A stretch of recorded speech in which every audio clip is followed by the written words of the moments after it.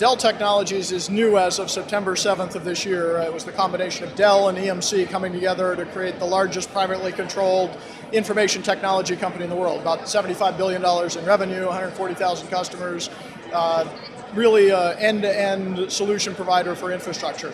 But IoT is, both new and old at the same time. We've been involved in IoT for a number of years. We've actually created a large, on the Dell side, gateway business around another tier of computing so that we could aggregate sensors. That's been going on for a number of years. On the EMC side, because we pretty much serve the Global 2000, all of the first movers, companies like General Electric, the large industrial companies, the large automobile manufacturers have been partnering with us in different capacities to do everything from connected cars to transform the Internet of Everything. And so it's probably been about 3 to 4 years of heavy lifting, but we now feel that it's mainstreaming, but we've been doing it for long enough that we understand both what to do and what's in front of us, which is actually quite a lot of work as an industry.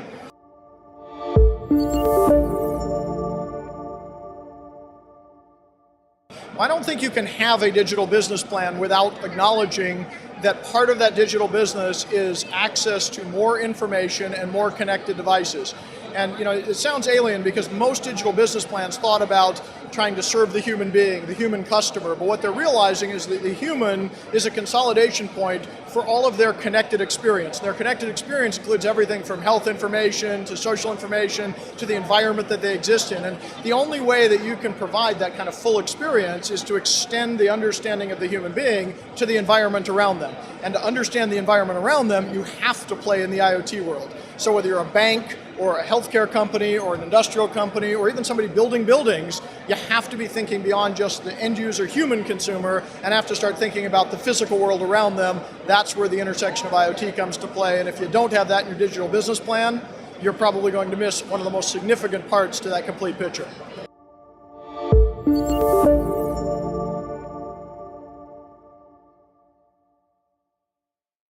So the two things that a business has to add that they typically don't have today to fully bring IoT into their digital business plan are, first, they have to really modernize their infrastructure. Most infrastructure was built on an assumption that human beings were running applications, doing things that they understood. The minute you extend that to hundreds of millions, if not billions, of connected devices that you never anticipated interacting with, the scale of your cloud infrastructure starts to change, the behavior changes, the economic changes. And so really a modernization of the infrastructure and an automation of it. If you rely on human beings to manage every internet connected device in the IoT world, you don't have enough people to do that. So automation is critical. The second tool that needs to come into the business that has kind of been lost over the last decade is the ability to deliver and develop original software. IoT can only be exploited not just by having sensors out there, but by building the software and applications that can actually understand what that information is and actually make it into something useful. And so over the last decade as an industry, most enterprises have lost the ability to build their own software.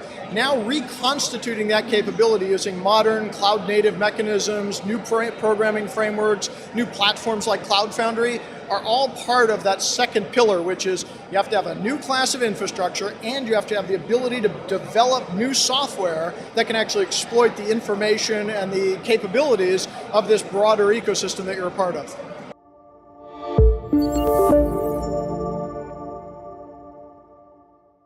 Well, the obvious answer is all of them, but one of the ones that I'm really intrigued by, and it's not so much that they're ripe for disruption, it's that they're willingly being disrupted and they're participating, is the industrial sector.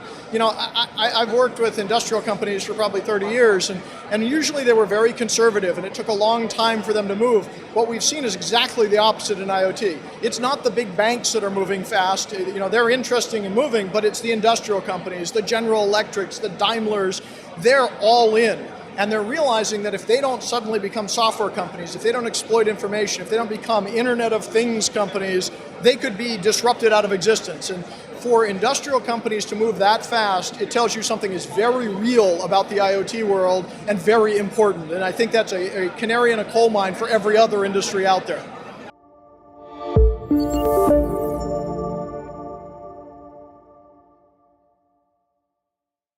These kinds of events are actually critical to companies like Dell and our ecosystem. And at the end of the day, the IoT cannot be solved by a single vendor or a single product. It's all about collaboration.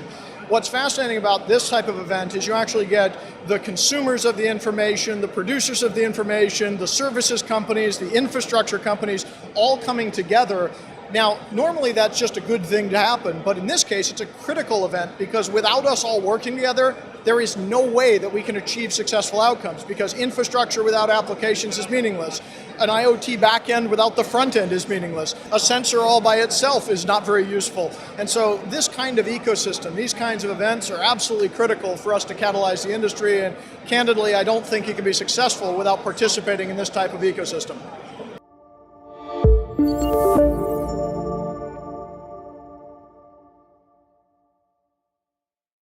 There's many things facing the industrial implementations of IoT, but probably the top of the list for me. The first is, clearly we have to build not just infrastructure, but robust infrastructure. Industrial applications are actually about human safety and human existence. If a connected car works only part of the time, that can be a very bad outcome. And so the hardening of that infrastructure is much more significant than, for instance, the hardening of the social ecosystem in the previous generation. So number one, we have to harden, and quite frankly, that's a lot of work because we have to predict all of the threats and potential risk.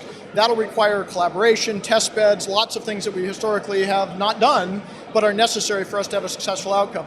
The second is fundamentally we have to basically move from being industrial companies to being software companies and data companies. And while that sounds obvious, it's a reskilling of the workforce. There are not a lot of data scientists sitting inside of industrial companies today. There's going to be a lot more needed. There are not a lot of software developers that can build cloud-native applications and things like the Spring framework on a cloud-native environment and containers with microservices. All of those terms have to become first nature to the industrial companies for them to be successful. And I think that's going to require a lot of collaboration, reskilling, and training of the workforce. And then, probably last on the list, but definitely not least significant, is we have to continue to move fast. I'm very impressed with the industrial industries moving quickly, but we have a tendency to slow down once things start to become complex. We don't have time for that. And it's not so much that it's just opportunity lost, it's that we have set the expectation to the world that the world will become connected.